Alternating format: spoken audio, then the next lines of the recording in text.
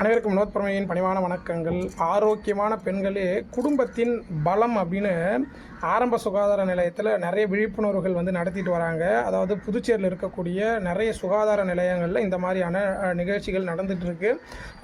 அதாவது பெண்கள் உடல்நிலை பாதிக்கப்பட்டு மனநிலை பாதிக்கப்பட்டிருக்கவங்க, உடலால் ஏதோ பிரச்சனை இருக்கவங்க, இவங்க சரியில்லை அப்படின்னா, இவங்க மனநிலை சரியில்லையோ இல்லை உடல்நிலை சரியில்லைன்னா என்ன பண்ணுவாங்க அப்படின்னாக்கா, குடும்பம் பலம் இழந்து போயிருக்கும். ஸோ இவங்களுக்கெல்லாம் ஒரு விழிப்புணர்வு ஏற்படுத்தும் விதமாக புதுச்சேரியில் சுகாதார நிலையங்களில் நிறைய மருத்துவர்கள் கொண்ட குழுக்கள் வந்திருக்காங்க.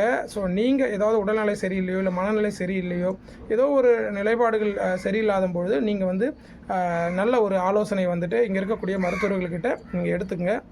நம்மக்கிட்ட இருக்கக்கூடிய நிறைய பேர் யோகாவுமே பயிற்சி பெறுறாங்க. ஸோ உங்களுக்கு மனப்பிரச்சனை ஏதாவது இருந்தாலுமே நீங்கள் யோகா பயிற்சியுமே எடுத்துக்கலாம். இது புதுச்சேரியில் இருக்கக்கூடிய மக்களுக்கு ஒரு மிகப்பெரிய ஒரு வரவேற்பு தான். எல்லாருமே நீங்கள் கற்றுக்கிட்டீங்க இல்லை தெரிஞ்சுக்கிட்டீங்க வந்தீங்க அப்படின்னா கண்டிப்பாக உங்களுக்கு பயன் பெறும்னு நினைக்கிறேன். பலன் பெறுங்க, பயன்பெறுங்க. விழிப்புணர்வு இல்லாத இருக்கக்கூடிய கிராமப்புறத்தில் இருக்கக்கூடிய மக்களுமே நீங்கள் இதில் நீங்கள் கலந்துக்கலாம். உங்களுக்கு உடலில் ஏதாவது பிரச்சனைகள் ஏதாவது இருந்தாலுமே அதை சரி செய்கிறதுக்கான முயற்சியை அரசாங்கம் எடுக்குது. ஸோ எதுவாக இருந்தாலும் நீங்கள் ஒளிவு மறைவு இல்லாமல் நீங்கள் மருத்துவர்கிட்ட நீங்கள் கலந்துக்கலாம். வாழ்க யோகம், யோகம் எனட்டும். பெண்கள் தான் ஒரு குடும்பத்துடைய பலன்னு சொல்லியிருக்காங்க. உண்மை அதுதான். பெண்கள் உடல்நிலை சரியில்லை அப்படின்னாக்கா அந்த குடும்பத்தில் குழந்தைகளை பாதுகாக்க முடியாது, கணவர்களை பாதுகாக்க முடியாது.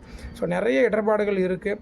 ஒரு பெண் பலமாக இருந்துட்டா அப்படின்னாக்கா அந்த குடும்பம் நல்லா அழகாக இருக்கும். அதாவது இல்லறம் நல்லறமாக இருக்கும். ஸோ எந்த அளவுக்கு வருமானம் முக்கியமோ அந்த அளவுக்கு ஆரோக்கியமும் முக்கியம். ஸோ என்னுடைய மனைவி ஆரோக்கியமாக இருந்தால் தான் எனக்கு என்னுடைய தொழிலில் எனக்கு சப்போர்ட் பண்ண முடியும்.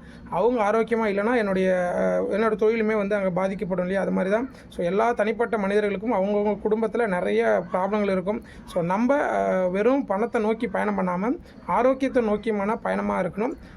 உங்கள் பக்கத்தில் இருக்கக்கூடிய நிறைய சுகாதார நிலையங்கள்லாம் இருக்கும். அங்கே என்னைக்கு இந்த மாதிரியான நிகழ்வுகள் நடக்குது, எங்கே இந்த மாதிரியான விழிப்புணர்வு கண்டக்ட் பண்ணுறாங்க அப்படின்றத தெரிஞ்சுட்டு நீங்கள் போய் கலந்துங்க.